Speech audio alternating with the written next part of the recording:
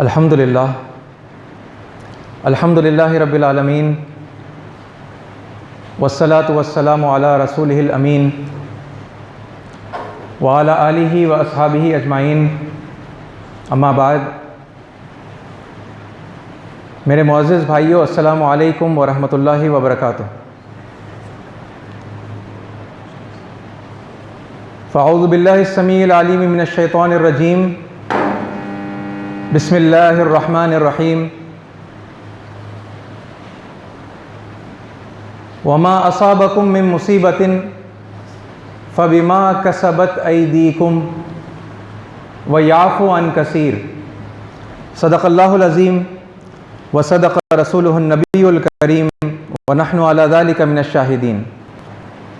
सारी तारीफ़, बढ़ाई और बुज़ुर्गी सज़ावार है अल्लाह रब्बुल आलमीन के लिए, जो मेरा और आपका और इस पूरी कायनात का तन्हा खालिक, मालिक, राज़िक़ और परवरदिगार है।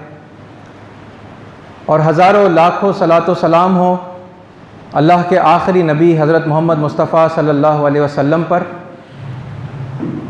जिन्होंने अल्लाह का आखिरी पैगाम अल्लाह के बंदों तक पहुँचाया और उसका हक़ अदा किया। अज़ीज़ साथियों, इस वक्त दुनिया भर में मुसलमानों की सूरत हाल से आप लोग बखूबी वाकिफ़ हैं। बहुत बड़े पैमाने के ऊपर दुनिया में मुसलमान सताए जा रहे हैं और टारगेट बनते हुए नज़र आ रहे हैं। और इसके साथ साथ हम ये भी देखते हैं कि मुसलमानों की जहाँ पर गलती न भी है तो वहाँ पर भी उन पर इल्ज़ाम धरा जाता है और उनको बदनाम किया जाता है। ऐसे में एक मोमिन होने की हैसियत से मुझे और आपको ये देखना है कि मुसलमानों के साथ इस तरह का बर्ताव होने की क्या वजह अल्लाह ताला कुरान मजीद में बताता है। एक होता है हालात को जैसे वो हो रहे हैं वैसे ही सतही तौर पर देख लेना, एक सुपरफिशियल एक एनालिसिस होता है जहाँ पर हमें ये समझ में आता है कि किसी का मंसूबा है, कोई साजिश कर रहा है, कोई मुसलमानों को बदनाम कर रहा है और मुसलमानों की गलतियाँ भी हैं, लेकिन जहाँ गलती नहीं है वहाँ पर भी मुसलमानों को बदनाम किया जा रहा है। और फलां लोगों ने हमसे दुश्मनी मोल ली है ना, हमसे हमारे वो दुश्मन बन बैठे हैं, लिहाजा वो लगातार हमें बदनाम करते ही चले जाएंगे। इस तरह से मुसलमानों की अक्सरियत सोचती है। लेकिन एक मोमिन होने की हैसियत से मुझे और आपको जो एक और काम करना लाजिम है वो ये है कि हम ये देखें कि अल्लाह ताला इन हालात की क्या वजह बताता है, कि मुसीबतें जब किसी के ऊपर आती हैं तो उसकी क्या वजह होती है अल्लाह ताला के मुताबिक। और अल्लाह ताला ये बात अपने कलाम में बता चुका है। हम इस सवाल का जब जायज़ा लेते हैं कि मुसलमानों के ऊपर ये जो मुसीबतें आ रही हैं इसका ज़िम्मेदार कौन है, तो हमारे दानिश्वर अफराद हमें ये बताते हैं कि आलमी सतह पर जो कोई मुसीबत हम पर आती है तो बेशतर मुसीबतों के पीछे यहूदियों का हाथ है। यहूदियों की साजिश है, यहूदी मुसलमानों के ख़िलाफ़ साजिशें कर रहे हैं और मुसलमान उनकी साजिशों में फंसकर इन तमाम मुसीबतों के अंदर मुब्तला हो रहे हैं। तो इल्ज़ाम दे दिया यहूदियों को, कहा कि यहूदियों की साजिश है।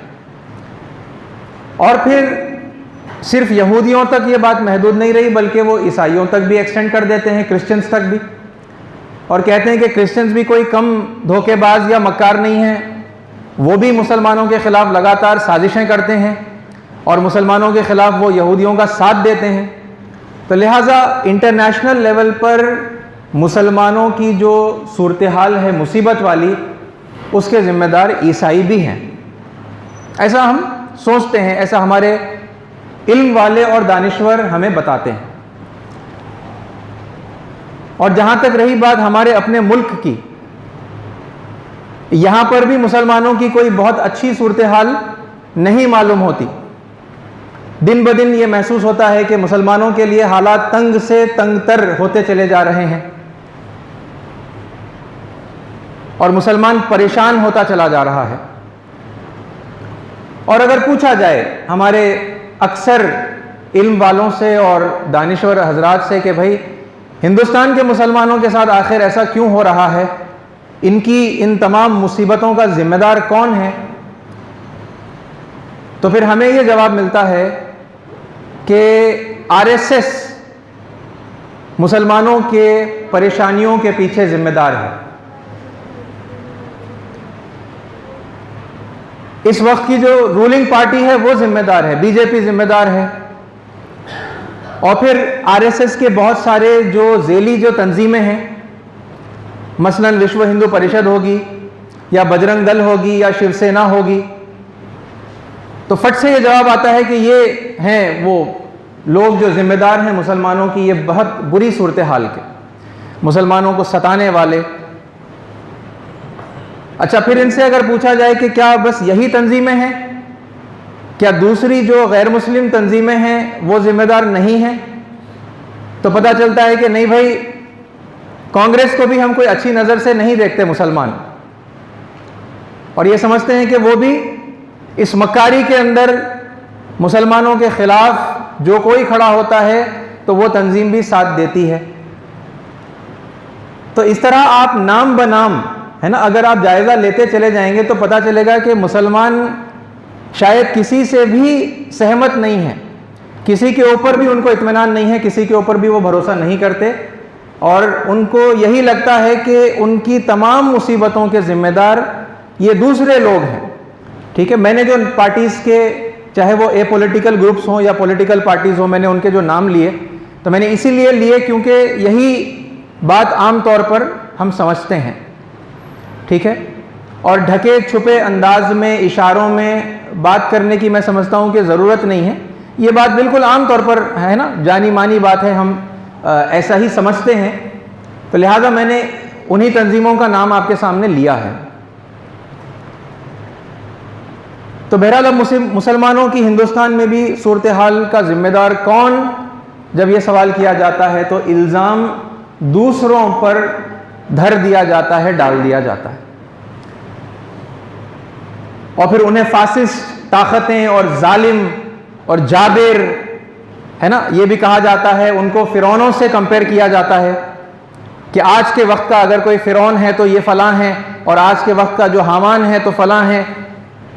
ठीक है, इस तरीक़े से मतलब ये तमाम मुसीबतों का ज़िम्मेदार दूसरों को ठहराया जाता है। ऐसा ही है ना, इंटरनल बात होगी, हम आपस में कर लेते होंगे हमारे अक्सर मुसलमान भाई, मगर बहरहाल मेजॉरिटी हमारी जो है इसी तरीक़े से सोचती है।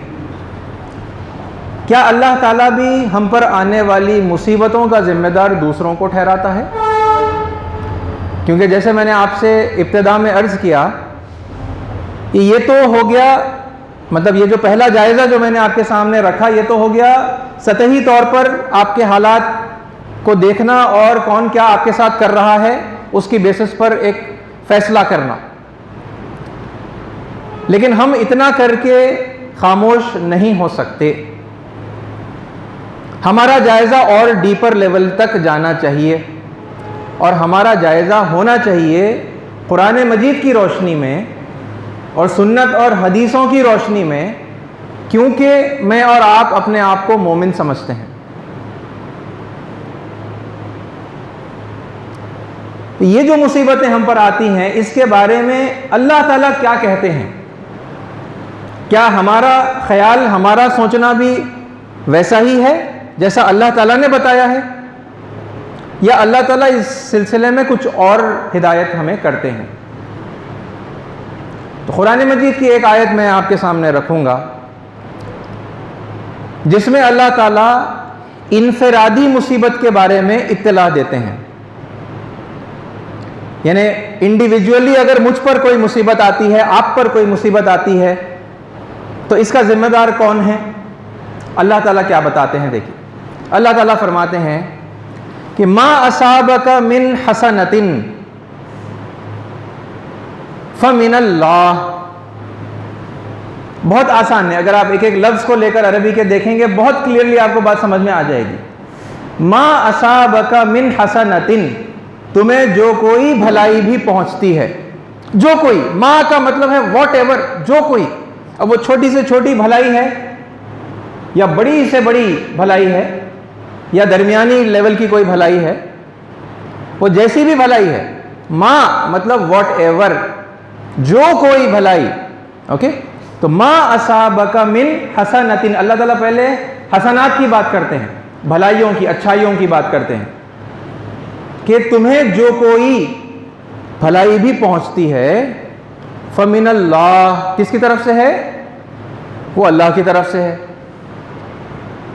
और फिर उसके आगे अल्लाह फरमाता है वमा असाबका मिन सय्यतिन, और जो कोई नुकसान भी तुम तक पहुंचता है, फबिमा वमा असाबका मिन सय्यतिन फमिन नफ्सिक, वो तुम्हारे अपने नफ्स की वजह से है, तुम्हारे अपने अंदरून में जो तुम्हारी कैफियत है, तुम्हारे जो ख्यालात हैं, तुम्हारी जो सोच है, उसकी वजह से है। फिर चाहे वो जो कोई नुकसान ही क्यों ना हो, क्योंकि यहां पर भी अल्लाह ताला ने वही अल्फाज इस्तेमाल किए कि वमा असाबका मिन सय्यतिन, कि जो कोई, वमा मतलब जो कोई, अब छोटा नुकसान पहुंच रहा इंडिविजुअली, बड़ा नुकसान पहुंच जा रहा, तो जो कोई भी हो, वमा असाबका मिन सय्यतिन, है ना, शर में से, नुकसान में से जो कोई तुम्हें पहुंचता है, फमिन नफ्सिक, वो तुम्हारे अपने नफ्स की वजह से। तो इंडिविजुअल लेवल पर हमारे साथ कोई भी बुरा मामला होने पर दूसरों को ब्लेम करने का दरवाज़ा अल्लाह ताला क्या करते हैं? बंद कर देते हैं। और ये जनरल रूल है, ये यानी कुरान के अल्फाज अभी जैसा मैंने आपको खोल खोल के बताए हैं, उससे साफ बात समझ में आ जाती है।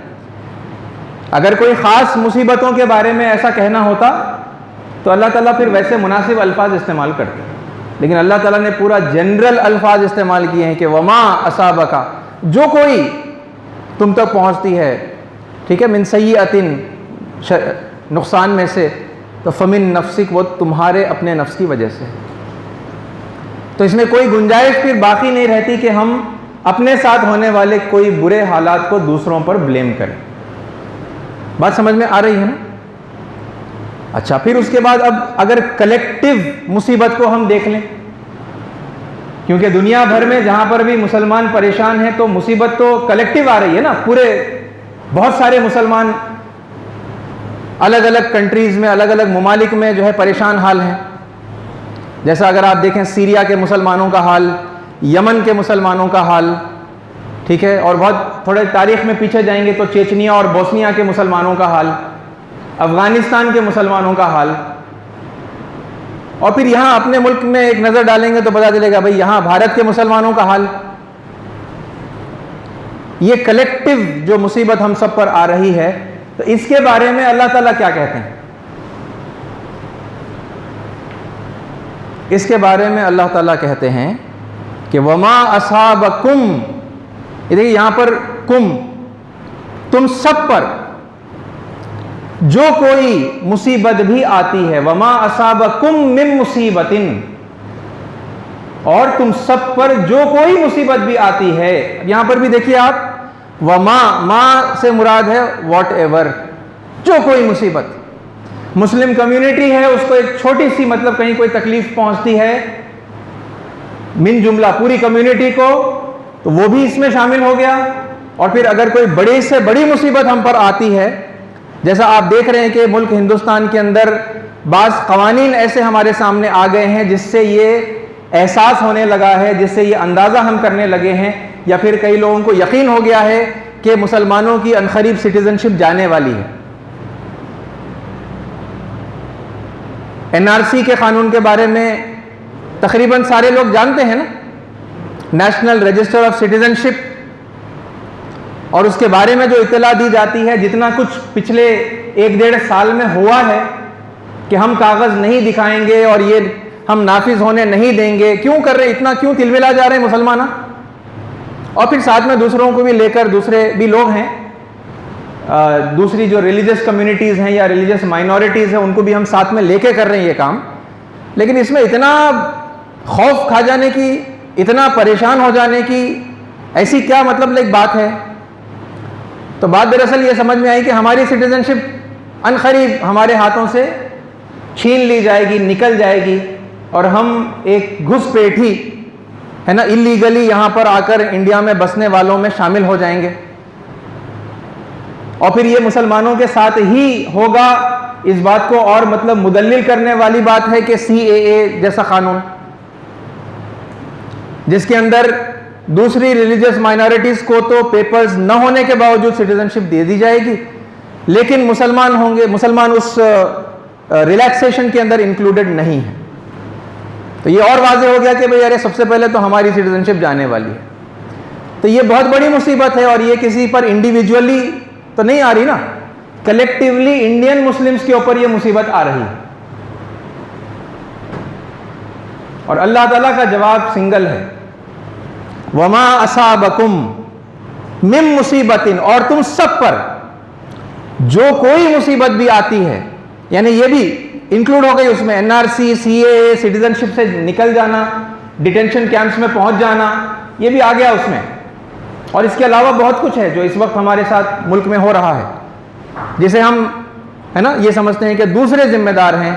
अल्लाह ताला क्या कहते हैं कि वमा असाबकुम मिन मुसीबतिन फबिमा कसबत ऐदीकुम, ये तुम सबके अपने हाथों की कमाई है।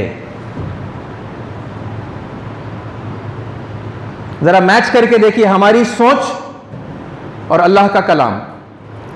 मुसीबत दोनों सिचुएशंस में है, लेकिन एक तरफ मुसलमान ये सोचता है कि दूसरे उसके जिम्मेदार हैं इस मुसीबत के, जबकि अल्लाह ऐसा नहीं बता रहा। अल्लाह क्या बता रहा? अल्लाह ये बता रहा है कि ये तुम्हारे अपने हाथों की कमाई।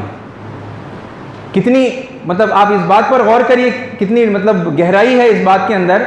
अल्लाह ये नहीं कह रहा कि तुम लोग मासूम हैं, कुछ नहीं करे, किसी के अच्छे में भी नहीं है, किसी के बुरे में भी नहीं है, पाप बिचारे, है ना, खाली अपनी जगह पे बैठे हुए थे और जो है मुसीबत तुम पे आ गई। नहीं, ऐसा नहीं हुआ, बल्कि अल्लाह बोल रहे हैं फबिमा कसबत ऐदीकुम, तुम अपने हाथों से कमा लिए, ये तुम्हारे हाथों की मेहनत है जो तुमने कमाई। यानी उम्मत मुस्लिमा, मुस्लिम कम्युनिटी दुनिया भर में भी और इंडिया में भी कुछ ऐसे आमाल कर रही है, कुछ ऐसी हरकतें कर रही है जिसकी वजह से यह मुसीबत इनके ऊपर आई है, हमारे ऊपर आई है।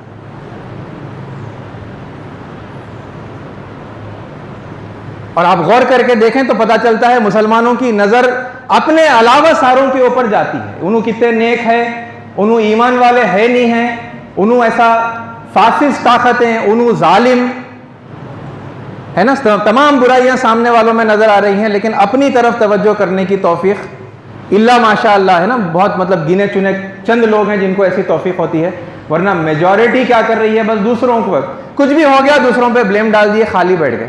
क्या कर सकते हैं भाई, है ना। आप सोचिए, अब आप ये जो इंटेलेक्चुअल लोगों में बातचीत चल रही आलमी सतह के ऊपर, यहूदियों की साजिश, अच्छा भाई यहूदियों की साजिश है, क्या करना, हम क्या करना। यानी मुसलमानों की मेजॉरिटी आम कॉमन मुस्लिम है ना भाई, कॉमन सिटीजन है। आपके पास ना तो कोई पावर है, ना कोई आप इख्तिदार में बैठे हुए हैं, ना कोई अथॉरिटी है, आप क्या कर सकते हैं?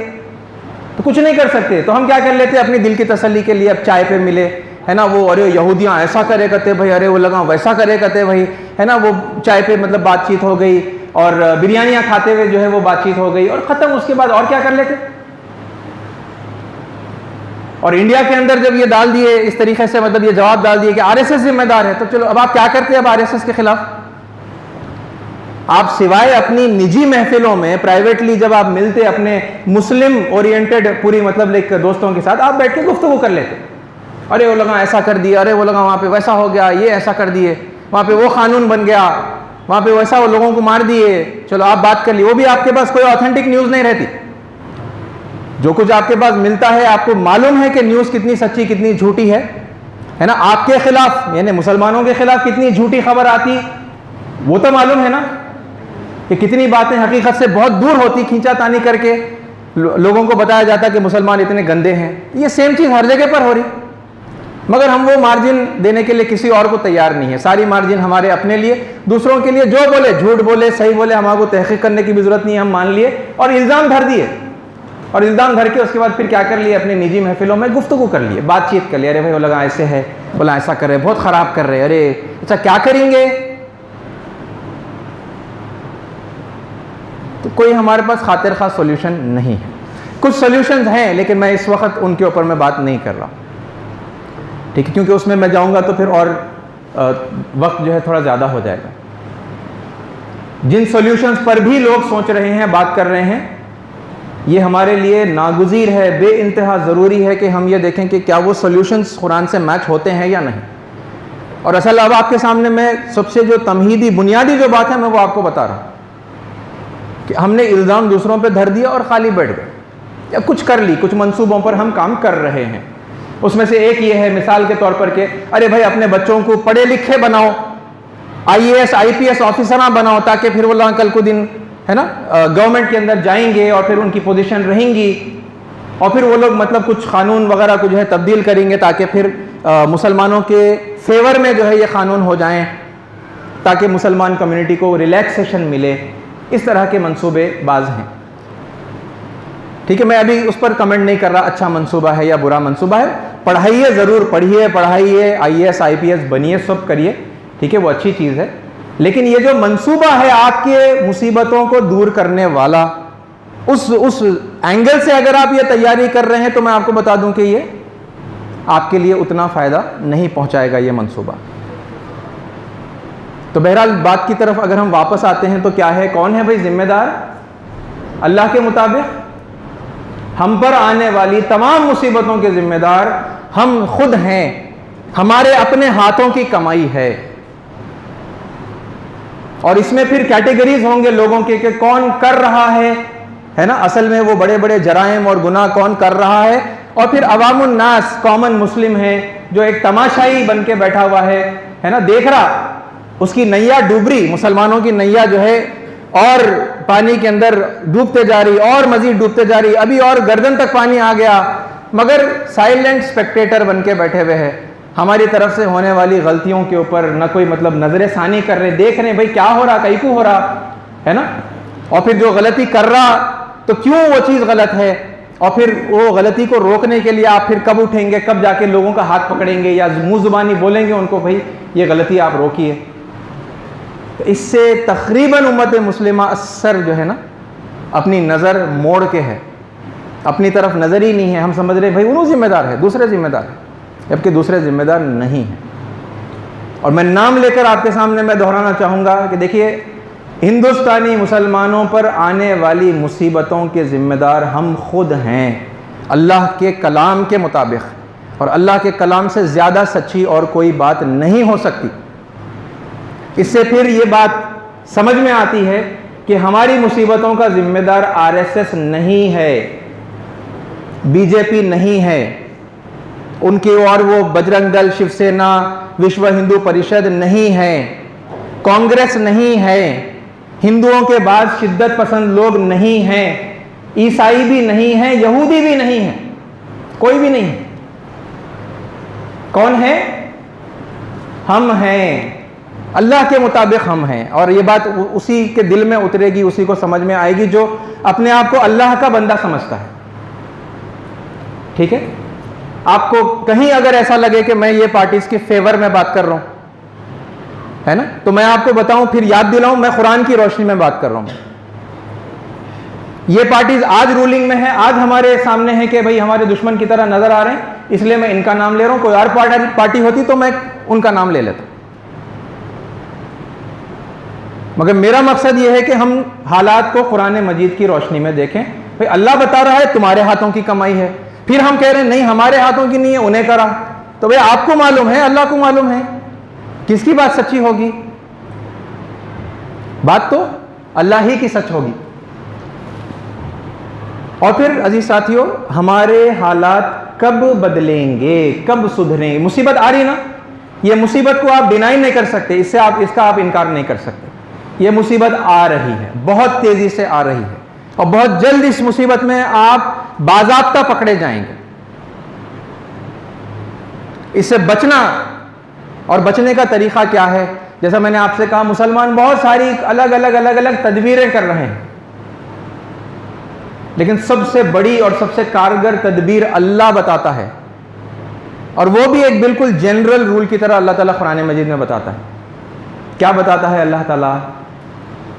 देखिए कितनी प्यारी बात है। इन्नल्लाह, यकीनन अल्लाह, बेशक अल्लाह, ऐसा भी तर्जुमा कर सकते हैं आप, इन्नल्लाह बेशक अल्लाह, यानी इस बात में कोई शक नहीं है, ठीक है। या आप कह सकते हैं यकीनन, यकीनन अल्लाह क्या करता है? अल्लाह ला युगय्यिरु, नहीं बदलता, यकीनन अल्लाह नहीं बदलता, मा बिकौमिन, किसी भी कौम की हालत,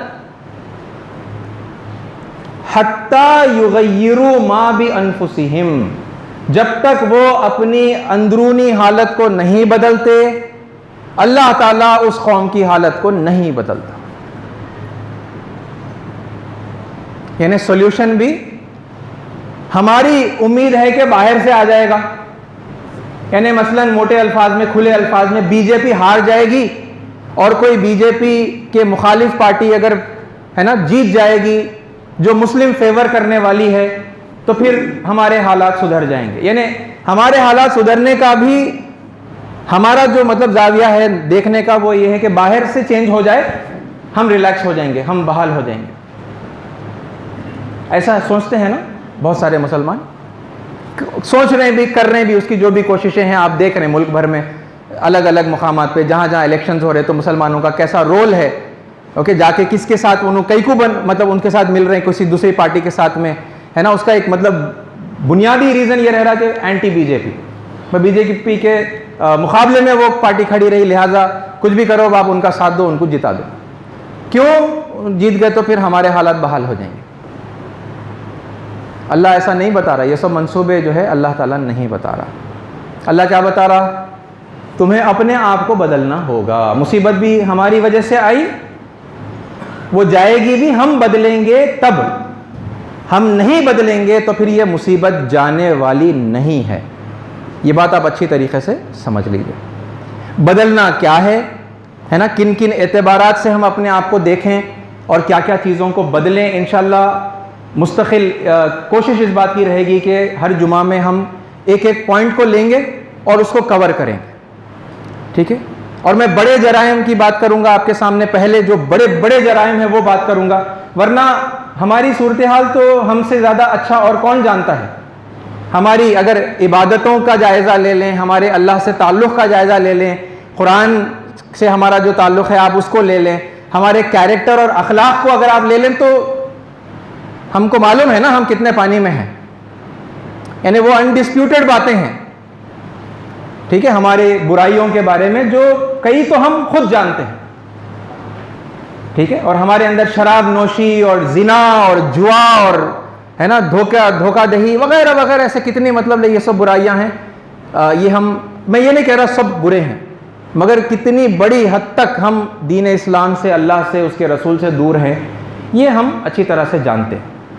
मगर इसके अलावा और कुछ बहुत बड़े बड़े जराइम, क्योंकि जब मुसीबत इतनी बड़ी हम पर आ रही है, तो छोटे छोटे जराइम के बदले में अल्लाह बड़ी मुसीबत, बड़ी सज़ा अल्लाह ताला नहीं देता। जराइम भी उतने बड़े हैं, इसीलिए सज़ा उतनी बड़ी है।